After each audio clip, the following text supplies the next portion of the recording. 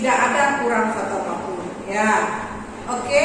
Sekarang ini adalah minggu kedua, di mana semester 2 kita mulai belajar kembali. Ya, yang sebelumnya kita sudah libur 2 minggu, terus juga kita melakukan penilaian akhir semester atau ujian semester yang sudah kamu lalui. Nah, kalian juga sudah mendapatkan hasil ya selama 6 bulan walaupun sistem daring ya, belajar di rumah. Nah, Ibu yakin dan percaya kamu pasti nilainya rata-rata bagus semua. Dan Ibu harapkan di semester 2 ini nanti nilai kamu lebih dari yang sekarang karena sistemnya sistem daring. Kamu bisa mengerjakannya di rumah. Ya, nah ya. Oke. Hari ini ya, di minggu kedua ini kita belajar. Nah, minggu lalu Ibu sudah memberikan catatan.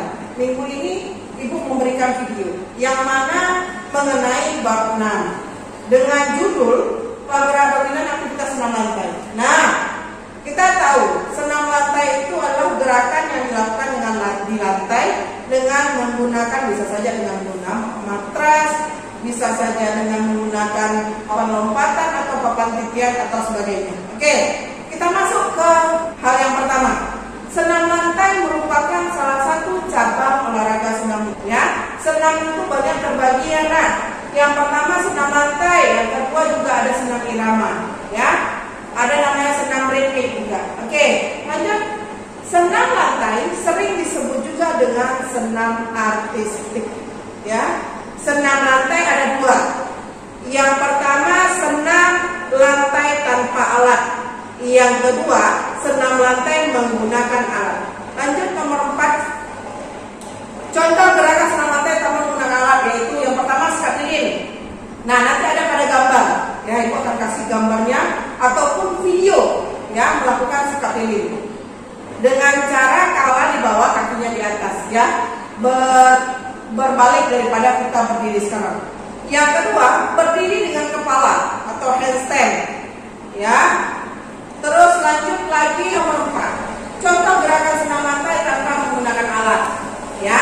Yang pertama sikap lilin. Nah, sikap lilin itu adalah kaki diangkat ke atas, posisi telentang, kaki diangkat ke atas. Nanti kamu lihat gambar ataupun videonya. Yang kedua, berdiri dengan kepala, ya, atau handstand. Dengan cara kaki di bawah, kepalanya di atas. Lanjut, berguling ke arah depan, roll ke depan ini.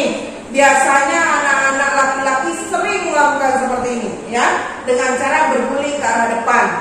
Next, berguling ke belakang, berarti kebalikan daripada roll ke depan. Lanjut nomor 5. Contoh gerakan senam lantai menggunakan alat antara lain. Yang pertama lompati gelang-gelang, ya. Yang kedua lompat kangkang. Nah, nanti ada gambarnya ataupun video, kamu cek. Yang keenam, alat yang dibutuhkan atau digunakan olahraga senam lantai antara lain seperti Ibu bilang tadi, matras, ada yang disebut juga gelang-gelang, terus peti lompatan ataupun papan titian, ya. Papan titian juga termasuk pada senam lantai, tapi dia melatih keseimbangan. Ya, nak ya. 7. Melakukan senam lantai sebaiknya dilakukan di atas matras. Ya, aku tekankan kepada kalian, ketika kamu melakukan senam lantai ini, tolong dilakukan di atas matras dan dengan sepengetahuan orang tua, karena ini bersifat sangat membahayakan bagi kalian. Apabila nanti kalian misalnya contoh melakukan roll ke depan ataupun roll ke belakang, yang menumpu pada melakukan roll ke depan itu adalah tengkuk kita.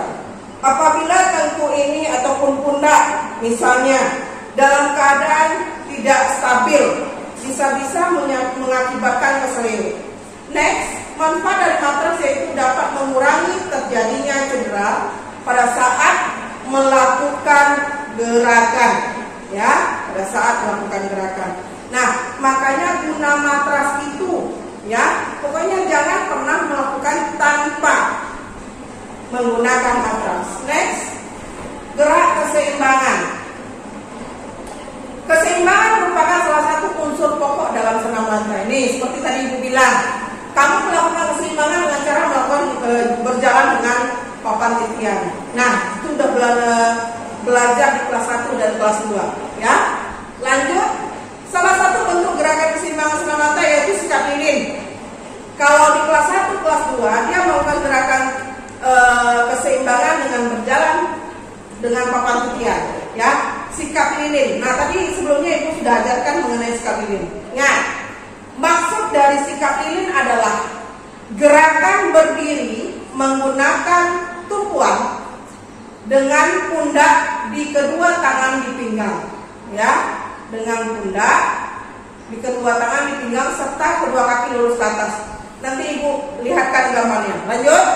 Dalam melakukan sikap lilin diperlukan keseimbangan kekuatan otot lutut yang baik. Kamu lihat nanti gambar ataupun video yang diberikan. Lanjut, next. P, gerak bertumpu. Nah, salah satu gerakan bertumpu pada senam lantai yaitu sikap kayang. Sikap kayang itu bagaimana ya? Begini nah, ya. Nanti Ibu lihatkan gambar atau videonya.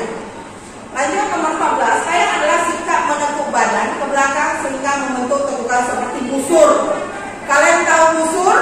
Dia melengkung. Ya, busur itu melengkung.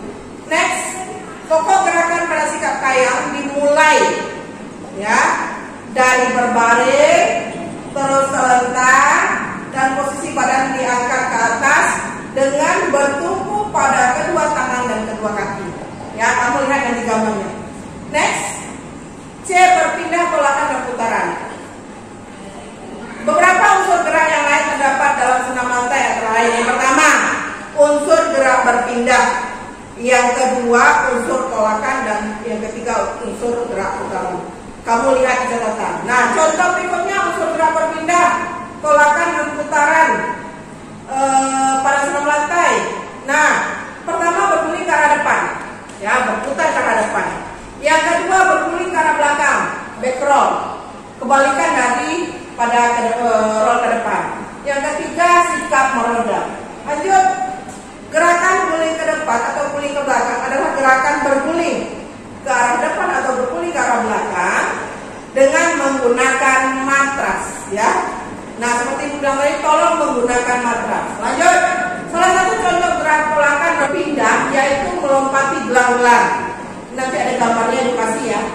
Lanjut, gerakan melompat gelang-gelang dilakukan untuk melatih tolakan tungkai. Oke, kita lanjut ke yang B. Gerak berpindah, tolakan, ayunan, melangkah, dan mendarat. Itu ada 5 gerakan yang harus dilakukan langsung, ya, berkesinambungan. Nomor 1, mengayun atau ayunan merupakan salah satu aktivitas fisik yang bertujuan untuk meningkatkan kelenturan sendi pada tubuh. Kedua, contoh dari gerak berpindah tolakan, ayunan, melayang, dan mendarat yaitu dengan melakukan lompat kangkang. Nah, lompat kangkang ini dengan menggunakan alat seperti papan lompatan. Lanjut, alat yang digunakan dalam melakukan lompat kangkang yaitu matras dan peti lompatan. Ya, peti bukan peti mayat, ya, tapi peti lompatan. Oke, lanjut. Beberapa rangkaian gerak dalam melakukan lompat kangkang. Nah, itu ada 4. Pertama, lakukan lari ancang-ancang. Yang kedua, melakukan gerakan menolak. Yang ketiga, melakukan gerakan melayang. Dan keempat, melakukan gerakan mendarat. Nah, itulah beberapa hal yang akan kita pelajari hari ini. Mudah-mudahan bisa berguna bagi kamu. Apabila kamu kurang mengerti, kamu boleh menghubungi Ibu. Ya, semoga apa yang sudah Ibu berikan bisa kamu serap dengan baik, dan salam olahraga.